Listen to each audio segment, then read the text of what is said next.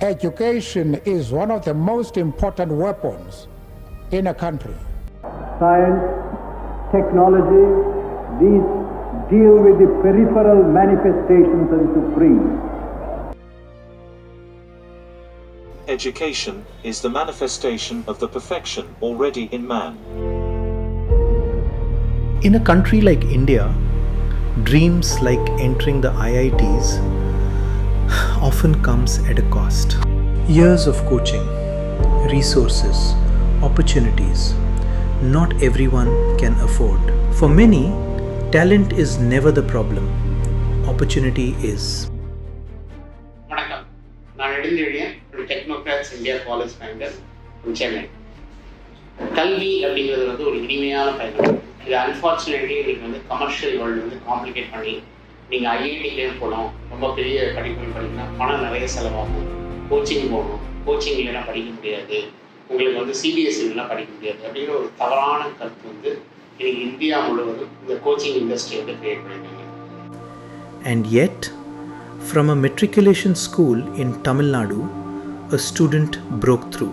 Without privilege, without expensive coaching, he earned his place at the Indian Institute of Technology, Dhanbad. Deepak didn't grow up with options. He grew up with limitations. A matriculation school, a small house, a father who rode a truck, and a mother who stitched for survival, one blouse at a time. No coaching, no roadmap, no one to tell him what was possible. And yet, he kept going. வணக்கம், என் பேர் தீபக். நான் currently IIT தன்பாதில் BSMS chemical science படிக்கிறேன். என்னோடய native Chennai, KK நகர் கிட்ட, எம்ஜிஆர் நகர் தான். என்னோடய schooling Sri Krishnasamy matriculation higher secondary school தான். எங்கள் அப்பா டிரைவராக இருக்கார், எங்கள் அம்மா டெய்லரிங் பண்ணுறாங்க.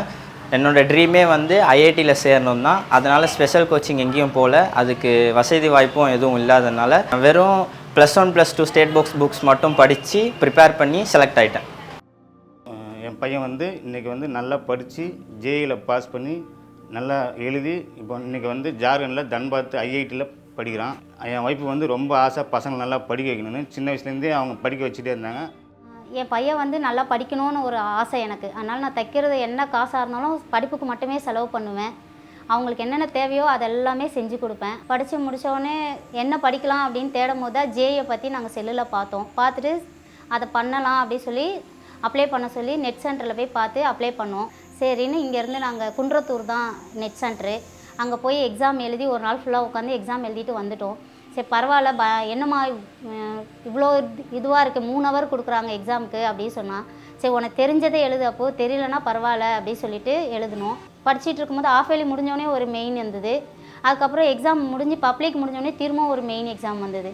அதையும் எழுதுடா அப்படின்னு சொல்லி திரும்பவும் அப்ளை பண்ணி செல்லுலே பண்ணிட்டோம். அதுக்கப்புறம் பண்ணிவிட்டு திரும்ப அதே வேறு ஒரு ஊரில் சென்டர் கொடுத்தாங்க, அங்கே போய் எக்ஸாம் எழுதணும்.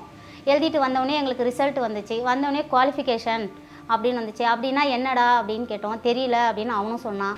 நான் ஜேஇ மெயின்ஸில் 5,195 ரேங்க் எடுத்து அட்வான்ஸ் குவாலிஃபை ஆனேன். அதுக்கப்புறம் திருப்பி என் டெக்ஸ்ட் புக்லாம் நல்லா படித்து கான்செப்ஷுவலாக புரிஞ்சு படித்து அட்வான்ஸையும் 3,364 ரேங்க் எடுத்து கிளியர் பண்ணிட்டேன். அதுக்கப்புறம் தான் என்ன பண்ணணும்னு தெரியல, அவேர்னஸ் இல்லை. அப்புறம் சரி என்ன பண்ணலான்னு செல்லில் பார்க்கும்போது தான் மகேஷ் சார் வீடியோ பார்த்தோம்.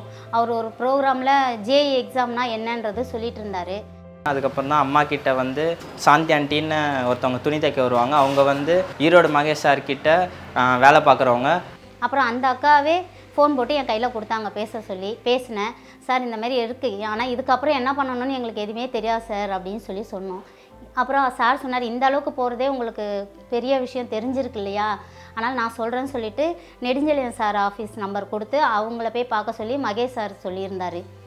அனைவருக்கும் வணக்கம். நான் ஈரோடு மகேஷ். நான் எத்தனையோ மேடைகளில் வெற்றி பெற்ற இளைஞர்களை பற்றி தொடர்ந்து பேசிக்கிட்டே இருக்கேன். ஏன்னா வெற்றிக்காக காத்திருக்கிற இளைஞர்களுக்கு நம்ம சொல்கிற கதைகளும் அந்த விஷயங்களும் ஏதாவது ஒரு விதத்தில் அவங்க வாழ்க்கையில் ஒரு சின்ன ஒரு மாற்றத்தை ஏற்படுத்தினா கூட அது நல்லா இருக்கும்னு தான் நான் தொடர்ந்து எல்லா மேடைகள்லையும் அதை பேசிகிட்டு இருக்கேன். ஆனால் என்னோடய வாழ்க்கைக்குள்ளேயே நடந்த ஒரு கதை தான் இது, ஒரு உண்மை கதை. தீபக் எனக்கு தெரிஞ்சு அப்படி ஒரு பையனை பார்க்க முடியாதுன்னு சொல்லும். எங்கள் வீட்டில் எங்களுக்கு உதவியாக இருக்காங்க அக்கா சாந்தி அக்கான்னு. அவங்க வந்து சொல்கிறாங்க, அண்ணா வீட்டு பக்கத்தில் ஒரு அக்கான்னா அவங்க பையன் நல்லா மார்க் எடுத்திருக்கான்னா என்ன பண்ணுறதுன்னு தெரியலேன்னு சொல்கிறாங்க அப்படின்னு. என்ன மார்க்குக்கா அமுச்சு வைக்காங்கன்னு அந்த மார்க்கை பார்த்தோம் நான் அசந்து போனேன். இவ்வளோ பெரிய மார்க்கான்னு. இந்த மார்க்கை எங்கே கொண்டு போய் சேர்க்கணும்னா நம்ம TICFல மட்டும்தான் கொண்டு போய் சேர்க்கணும். மரியாதைக்குரிய அண்ணன் நெடுஞ்செழியன் அவர்கள் கைட் பண்ணால் மட்டும்தான் இது சரியாக இருக்கும்னு நான் நினச்சேன். மழை பிச்சு எடுக்குது, அது ஒரு மழை நாள், எனக்கு நல்லா ஞாபகம் இருக்குது. அம்மாட்ட சொல்கிறேன், தீபக்கோட அம்மாட்ட, அக்கா நீங்கள் கிளம்பி நேராக இதான் அட்ரஸ்ஸு போயிருங்கிறேன். நான் நினச்சேன் இவங்க ஃபோன் பண்ணிட்டு நாளைக்கு போவாங்கன்னு நினச்சேன். அடுத்த 23வது நிமிஷம், நான் கரெக்டாக சொல்கிறேன், அடுத்த 23வது நிமிஷம் அவங்க அண்ணனோட ஆஃபீஸ் வாசலில் இருக்காங்க. நான் ரீச் ஆகிட்டேன்னா நான் யாரை பார்க்கணுன்னு என்கிட்ட மறுபடியும் கேட்டாங்க. நான் அப்போ நினச்சிக்கிட்டேன், தீபக் வந்து ஒரு மிகப்பெரிய அடையாளமாக மாற போகிறாங்க அந்த குடும்பத்தில். அவங்க அம்மாவோட அந்த கனவுகளும் அப்பாவோட ஆசைகளை நிறைவேற்றுறதுக்கு இந்த பையன் தகுதியான பையன், அந்த குடும்பம் தகுதியான குடும்பம்னு நினச்சேன். ஏன்னா ஒரு உதவி கிடைக்குது, அந்த உதவியை நம்ம நிறைய பேர் என்ன பண்ணுறோம்னா கிடைக்கிற உதவியை அலட்சியப்படுத்திடுறோம், அதோட வேல்யூ தெரிஞ்சுக்கிறது இல்லை. ஆனால் அதோட வேல்யூ தெரிஞ்சு இதில் எனக்கு ஒரு மாற்றம் உருவாயிரும்னு நம்பி கிளம்பி எல்லோரும் போனாங்க. போனால் அங்கே அவ்வளோ ஃபேமிலி எல்லாருமே நிறைய பேர் உட்காந்துருந்தாங்க. சாய்ஸ் ஃபில்லிங் பண்ணுறதுன்னு. சாய்ஸ் ஃபில்லிங்னா என்னன்னு எங்களுக்கு தெரியாது. அது லைனாக கொண்டு வந்து அரேஞ்ச் பண்ணி அதுக்கப்புறம் தான் சீட்டே கிடைக்கும். அந்த சாய்ஸ் ஃபில்லிங் நம்ம ஒழுங்காக பண்ணலை, மார்க் மட்டும் எடுத்துட்டோம் அப்படின்னா சீட்டு கிடைக்கிறது கஷ்டம். சாய்ஸ் ஃபில்லிங் அப்படிங்கிறது வந்து எல்லாரும் எளிமையாக நினைக்கிறாங்க. அது அவ்வளோ எளிமையான விஷயங்கள் கிடையாது. ஏன்னா இப்போ எனக்கு தெரிஞ்ச ஒரு ஸ்டூடெண்ட்லாம் வந்து அவர் என்ன பண்ணாலும் எல்லா IITலையும் கம்ப்யூட்டர் சயின்ஸ், எல்லா NITலையும் கம்ப்யூட்டர் சயின்ஸ் போட்டார். NIT காரைக்காலில் படிக்கிறாரு. ஆனால் அதே ஸ்டூடெண்ட் NIT விட்டுட்டு IIT பாம்பேயில் படிக்கக்கூடிய வாய்ப்புகள் அவருக்கு. சாய்ஸ் ஃபில்லிங் சரியாக பண்ண தெரியாத காரணத்தினால அந்த குழந்தை வந்துச்சு. TICFக்குள்ளே போனதுக்கப்புறம் தான் சாய்ஸ் ஃபில்லிங்ஸ்னால் என்ன, எவ்வளோ கஷ்டம் தெரிஞ்சது. ஜெயில ரேங்க் எடுத்தால் மட்டும் போதாது, அதுக்கப்புறம் சாய்ஸ் ஃபில்லிங்கும் ஒழுங்காக பண்ணால் தான் IIT கிடைக்கும், இல்லாட்டி மிஸ் ஆகிடும். அப்புறம் வந்து நாங்கள் உட்காந்து ஒவ்வொரு குடும்பங்களும், ஏன்னா இது வந்து தனியாக தான் பண்ண முடியும். ஒரு கலெக்டிவாக உட்காந்து சாய்ஸ் நம்ம போட்டு கொடுத்தா குழந்தைங்க உள்ளே போய் படித்தா எனக்கு படிக்க மாட்டேன்னு சொல்லுவாங்க. அதனால் ஒரு தரவரிசை பண்ணும்போது ஒவ்வொரு சாய்ஸும் இது என்ன, ஏன் போடணும், இதில் எதுக்காக இந்த காலேஜ் இங்கே மேலே இருக்கணும், எதுக்காக இந்த கோர்ஸ் இப்படி கொண்டு வரணும் அப்படிங்கிறது அந்த குழந்தைங்க எஜுகேட் பண்ணோன்னா அந்த குழந்தை போய் திருப்பி IITயில் உள்ளே சேர்த்துக்கப்புறம் படிப்பாங்க. அந்த மாதிரி பார்க்கும்பொழுது அந்த குழந்தைங்க தீபக்கை பொறுத்தவரைக்கும் நாங்கள் உட்காந்து எக்ஸ்பிளைன் பண்ணி அவருக்கு இந்த தரவரிசைகளை எப்படி பண்ணணுங்கிறத மாற்றி அவர் ஹைட்ரேட் பண்ணி அதை கொண்டு வருவதற்கு மினிமம் ஒரு 1 or 2 days ஆகும். அதை வந்து அந்த குழந்தை ஈஸியாக புரிஞ்சிருச்சு. அதை பிடிச்சதுனால அது வந்து அவங்களுக்கு வந்து தரவரிசை பண்ணி கொடுக்கும்பொழுது அதுக்கப்புறம் நாங்கள் சாய்ஸ் ஃபில்லிங் கொடுத்து முடிக்கும்போது அந்த குடும்பங்கள் வந்து நிறைய இரவுகள் அவங்க வந்து காம்ப்ரமைஸ் பண்ண வேண்டியது, ஃபுல் நைட் உட்கார வேண்டியிருக்கும். அம்மா அப்பா ஸ்டூடெண்ட் 3 பேர் உட்காந்து அதை ஃபைனலைஸ் பண்ண வேண்டியிருக்கும். இந்த இடத்துல அம்மா தான் வந்து ஃபுல்லாக வந்து பேக் போனாக வந்து தீபக் ஹெல்ப் பண்ணாங்க. நாங்கள் வந்து எப்படி குழந்தைங்களுக்கு வந்து எப்படி பண்ணணுங்கிறதுக்கு நாங்கள் வந்து ஹெல்ப் பண்ணோம். இன்றைக்கி வந்து தீபக் வந்து இந்த மாதிரி ஒரு சாய்ஸ் ஃபில்லிங் முடித்து அவருக்கு வந்து ஒவ்வொரு ரவுண்ட்லேயும் எப்படி ஃபாலோ பண்ணணும். ஏன்னா அந்த குடும்பங்களுக்கு வந்து பணம் கட்டுவதே ஒரு பெரிய சேலஞ்சு. அட்மிஷன் கிடச்சா உடனே பணம் கட்டணும். அதுக்கெல்லாம் வந்து எங்களோட பெற்றோர்கள் எல்லாரும் நாங்கள் நிறைய ஏற்பாடு பண்ணி இந்த குழந்தைங்க கொடுத்து அந்த இப்போ நீங்கள் வந்து IIT தான்பாத்தில் போய் சேர்ந்தார். IIT தான்பாத்தில் சேர்ந்து நம்ம பணம் இருந்தால் தான் நம்ம நல்ல காலேஜுக்கு போக முடியும்னு கிடையாது. நல்லா படித்தாலும் நல்ல காலேஜுக்கு போகலாம். நம்மளுக்கு ஹெல்ப் பண்ணுறதுக்கு நிறைய பேர் இருக்காங்க, உங்களுக்கு தெரியாமல் அதை நீங்கள் விட்டுறாதீங்க. நிறைய பெற்றோர்கள் மாணவர்கள் என்ன நினைக்கிறாங்கன்னா, நான் வந்து IITயில் போய் படிக்கணும், இல்லை ஒரு சிறந்த இன்ஸ்டியூஷனில் போய் படிக்கணும், நான் CBSEயில் படிச்சுக்கணும், அம்மா அப்பா என்னை கோச்சிங்கில் சேர்த்துக்கணும், பண வசதிகள் அதிகமாக இருக்கணும், இல்லைன்னா என்னால் இந்த மாதிரி ஒரு இடத்துல போய் படிக்க முடியாது அப்படின்னா எண்ணற்ற பெற்றோர்கள் மற்றும் மாணவர்களோட பொதுவாக ஒரு மனதில் வந்து இந்த கருத்து வந்து ஆழமாக பதிஞ்சிருக்கு. அப்படி ஒன்று இல்லை அப்படிங்கிறது Deepak is a classic example. என் பையன் சொல்லுவான், CBSE படிக்கிற பசங்க தான் JEE இதெல்லாம் கம்ப்ளீட் பண்ண முடியும் அப்படின்னு சொல்லுவான். ஆனால் நான் சொல்லுவேன், அப்படி இல்லைடா, நீ சும்மா ட்ரை பண்ணு, நம்மளாலேயும் முடியும், நீ நல்லா படிக்கிறதானே, அப்போ சும்மா ட்ரை பண்ணு, கிடைக்கும். அதுக்கெலாம் கிளாஸுக்கெலாம் போகிறாங்க லட்சம் கணக்கில் கொடுத்து, அப்போ அவங்களுக்கு கிடைக்குமா எனக்கு கிடைக்குமா சீட்டுன்னு என் பையன் பேசுவான். அப்படிலாம் ஒன்றும் இல்லடா, அப்போ நீ ட்ரை பண்ணுன்னு சொல்லுவேன். IITக்கு போகணுன்னா CBSEயில் படித்தாதான் போகணுன்னுலாம் கிடையாது. நாங்கள் வந்து ரொம்ப மிடில் கிளாஸ் ஃபேமிலி தான். நாங்கள் இன்றைக்கி தைக்கிற காசு அவ்வளோதான், அன்றைக்கி செலவுக்கு சரியாயிடும். நாங்கள் கிளாஸுக்கு போடணும், இங்கே போகணும், அங்கே போகணும்லாம் எந்த கிளாஸ்லையும் என் பசங்களை சேர்த்ததில்லை.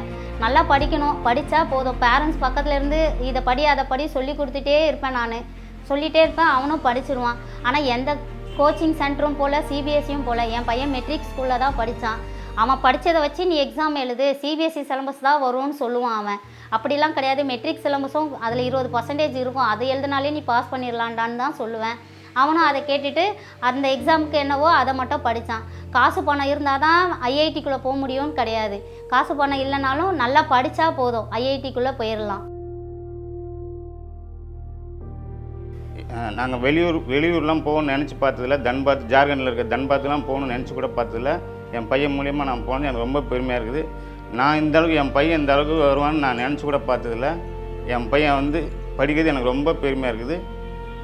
நீங்கள் எல்லோரும் நல்லா படிவீங்க பசங்களா. என்னுடைய அன்பான வேண்டுகோள், நீங்கள் எவ்வளோ திறமையான மனிதர்களாக வேணால் இருக்கலாம், ஆனால் தேடுதல் இல்லைன்னா தொலைஞ்சு போயிடுவீங்க.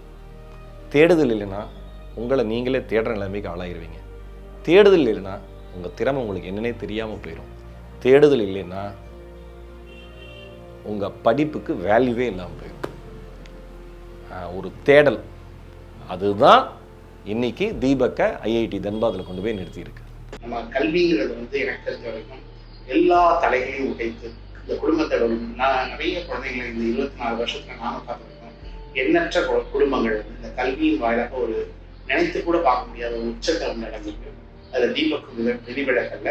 தீபக் வந்து பார்த்தீங்க அப்படின்னா இப்போ உள்ள போய் அந்த இடத்துல வந்து அந்த சூழலை வந்து நல்ல, ஏன்னா ஹியூமன் பீயிங் வந்து என்வாரன்மெண்டலி பேஸ்ட், எந்த என்வாரன்மெண்ட்டில் நீங்கள் புஷ் பண்ணுறீங்களோ அந்த குழந்தைங்க உள்ள போய் அந்த குழந்தை என்வாரன்மெண்ட் நல்லா பிடிச்சி அது வெளியே வரும். அதுக்கு இது ஒரு சிறந்த உதாரணம். ஆனால் கல்விங்கிறது வந்து ஒரு இனிமையான பயணம். இந்த கல்வி ஒன்று மட்டும்தான் உங்களை வந்து எந்த நாடு, நீங்கள் ஆனா அப்படின்னா, இல்லை நீங்கள் எந்த ரிலீஜன், இல்லை என்ன கம்யூனிட்டி, எல்லாத்தையும் தாண்டி உங்களை உச்சத்தை கூட்டிகிட்டு போய் உட்கார இருக்கும். இது மாதிரி நம்ம நாட்டில் வந்து எண்ணற்ற குழந்தைகள் கல்வியில் வழிகாட்டுதல் இல்லாதனால அந்த குழந்தைகள் வந்து வழி தவறி போயிடுறாங்க. அந்த மாதிரி குழந்தைங்களுக்கு ஏற்ற நம்ம நிறைய இன்ஸ்டிடியூஷனை வந்து உருவாக்கணும். அந்த குழந்தைகளுக்கு படிப்பதற்கான வாய்ப்புகளை காமிக்கணும். இங்கே யூஜி நல்லா படித்தாங்கன்னா வெளிநாடுகளில் இந்த பாப்புலேஷன் கிடையாது. இந்த குழந்தைங்களுக்கு உயர்கல்வியிலே இன்னும் சிறந்த வாய்ப்புகள் கொட்டி கிடக்குங்க, உலகம் முழுவதும் கொட்டி கிடக்குங்க. அந்த மாதிரி ஒரு இடத்துக்கு நம்ம குழந்தைகளை தயார் பண்ணி ஒரு உன்னத நிலையை கொண்டு வருவதற்கு எல்லாரும் நம்ம சேர்த்து பார்க்கணும். இந்த ஒரு குழந்தை அப்படிங்கிறது தீபக் அப்படிங்கிறது ஒரு யூனிக் எக்ஸாம்பிள். இது மாதிரி இந்தியாவில் எத்தனையோ குழந்தைகள் இன்னும் காத்திருக்கப்பட்டு இருக்கின்றன. அந்த குழந்தைகளை மெயின் ஸ்ட்ரீம்ல கொண்டு வந்து நல்ல கல்வியின் மூலமாக குடும்பத்தை ஒரு உன்னத நிலையை அடைய செய்ய ஆகலாம். அதற்கு வந்து இந்த ஒரு வாய்ப்பு குழந்தை மூலமாக இங்கே கிடைச்சிருக்கோம். இது மாதிரி நான் நிறைய ஸ்டூடெண்ட்ஸ் நாங்கள் இருக்கோம். இந்த ஸ்டூடெண்ட் வந்து கொஞ்சம் யூனிக் கேஸ் ஸ்டடி. அதில் இந்த குடும்பங்களும் அவங்களோட முயற்சிகளும் உண்மையிலே பாராட்டத்தக்கது. அது தவிர என்னோட நண்பர் மகேஷ் அவரும் வந்து அதை ஹெல்ப் பண்ணது, அவரோட பாராட்டுகள். இந்த வாய்ப்புக்கு நன்றி. இது மாதிரி நிறைய குழந்தைகள் படித்து நல்ல ஒரு உன்னத நிலையை ஆமாம்.